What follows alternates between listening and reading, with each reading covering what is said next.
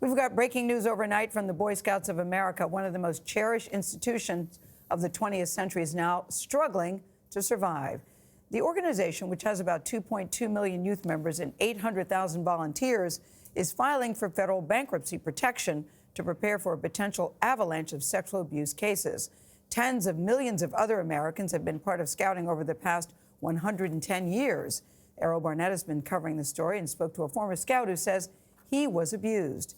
Errol, what is this bankruptcy filing all about? This is very unnerving to hear this about the Boy Scouts. Certainly. Good morning, team. Well, in an email sent out to members, Boy Scout leaders said Scouting programs will continue, but they plan to use the Chapter 11 filing to restructure now and compensate victims. And consider this, nearly 8,000 Boy Scout leaders have been accused of sex abuse.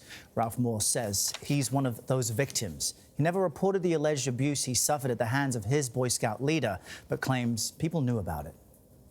When you close your eyes, it's still there. It'll never go away. Ralph Morse was 11 years old when he says Boy Scout leader John Brown began molesting him in rural upstate New York. What were some of your first memories of John Brown? John Brown was an extremely large man, 6'3", 4", 260 pounds. He always put three of us in the front seat of a car for pizza and soda. And back those days, the stick shift is on the column. So when you're shifting gears, his hand would drop into your lap. Now, this guy's hand was as big as my head. So what am I supposed to do? Jump out of the car? Scream? Run? I mean, it was terrifying. Morse, now 67, says his older brother Harvey also endured Brown's abuse, prompting both boys to drink. I ended up dropping out of high school. I ended up going down a spiral in a dark place for 25 years. My brother didn't make it. He died at a relatively young age.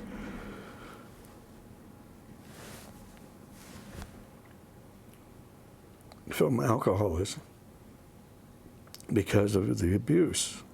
In a statement, the Boy Scouts of America tell CBS News they barred Brown from the organization when they learned about his actions from law enforcement.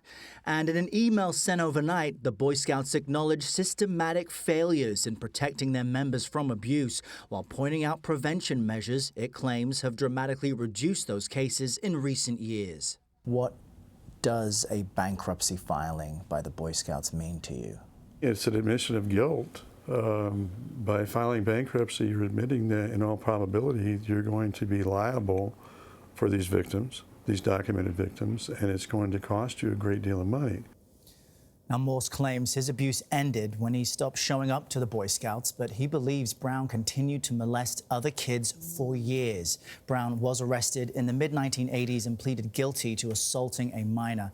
And according to a public record, he died back in 1987, or 97, excuse me. Yeah, but as Mr. Morse points out, even if the abuse ended when he left the Scouts, the effects of it lingered for up. Yes. You see that that experience is still with him. Yeah. And he says that he spiraled out of control. He wants the Boy Scouts to do more to protect young boys, and even the organization, the national chairman, acknowledges that measures weren't enough to protect children, and he says he's sorry. But all these years later, you can still feel his pain is palpable. And that's why he's speaking Very out. sad. One of thousands of alleged cases. Precisely. Errol, thank you.